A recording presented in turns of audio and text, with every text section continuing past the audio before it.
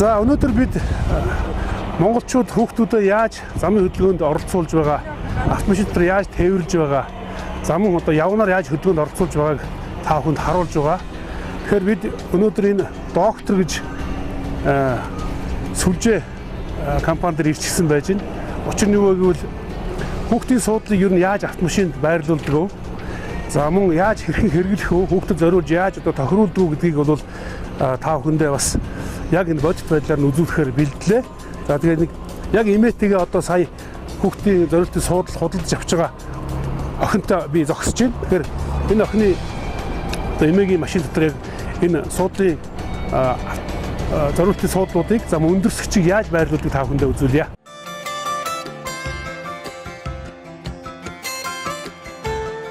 Ерөнхийдөө хүүхдийн автомашины суудлал дотроо 4 ангилагддаг байгаа. Тэгэхээр 0-1 насны хүүхэд тэгээд 1-4 насны хүүхэд болон 4-өөс дээш насны хүүхдэд зорчуулах суудлал.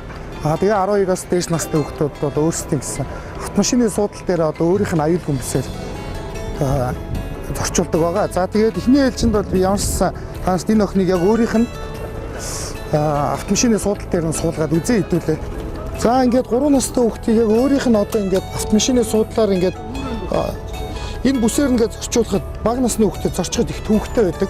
Одоо жишээлбэл нүрээр нь энэ бүс нь таглах ч юм уу, эсвэл энэ бүс нь өөрөө хүзүүгээр нь боох ч юм уу. Ямар нэгэн байдлаар маш хүндрэлтэй байж эхэлдэг. Тэгэхээр хүүхд автомашин одоо духгүй зорчиж эхэлдэг гэсэн доо. За тэгвэл одоо хэдүүлээ энэ хүүхдэд суудлын өндөрсгч тавьж үзье. За нас.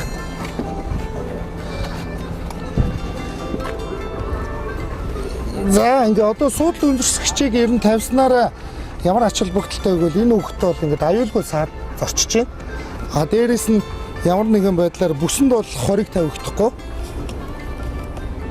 За тэгээд одоо энэ яг зорчиж байгаа үедээ ерөнхийдөө бол энэ том хүмүүстэй төвшөнд нэг үзэж байгаа учраас автомашин маш тухтай зорчдог. Одоо энэ салхины шилээрээ хараад ч юм уу саатад явж байгаа нөхцөлд бол ямар ч аюулгүй зорчиж чадчихна гэсэн. За энэ бол 1-4 настай хүүхдийн суудлал байгаа. Тэгэхээр 1-4 настай хүүхдийн суудлыг заавал 10 цтай суудлал сонгож авна. Тэгээд дээрэс нь энэ суудлыг энэ болж өгвөл бол 0-оос 2 нас хүртэл 45 градус хэвтүүлж авч явж явах хэрэгтэй хүүхдийг. Ингэж аюулгүй зорчно гэсэн. Тэгэхээр энэ суудлын хувьд бол маш амархан. Тэгэхэд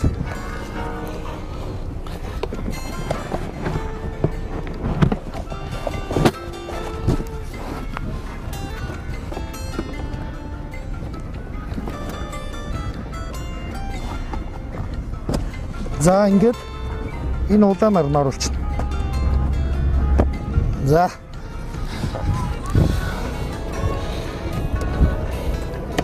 За ингээд 45 градусын налуутай тээвэрлэнэ гэсэн үг. Нэг иймэрхүү байдалтай.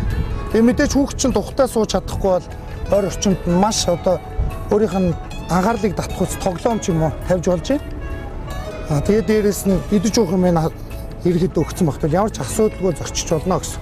За сая хүүхдийг ахиад суулгаад үзье. За ингэж зорчноо гэсэн.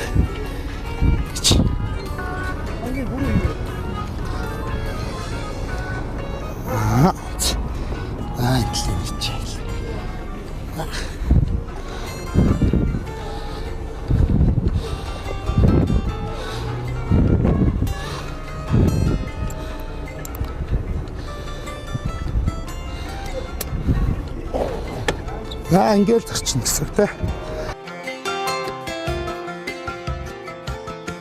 Тэгээд эцэст нь хэлэхэд нийт одоо автомашин жолооч нар болон зам хөдөлгөөний одоо хөдөлгөөнд оролцож байгаа нийт жолооч нартай автомашиндаа бол хүүхдээ зорчуулахдаа заавал аюулгүй одоо энэ суудлыг хэрэгэл заншаараа гэж зөвлөе.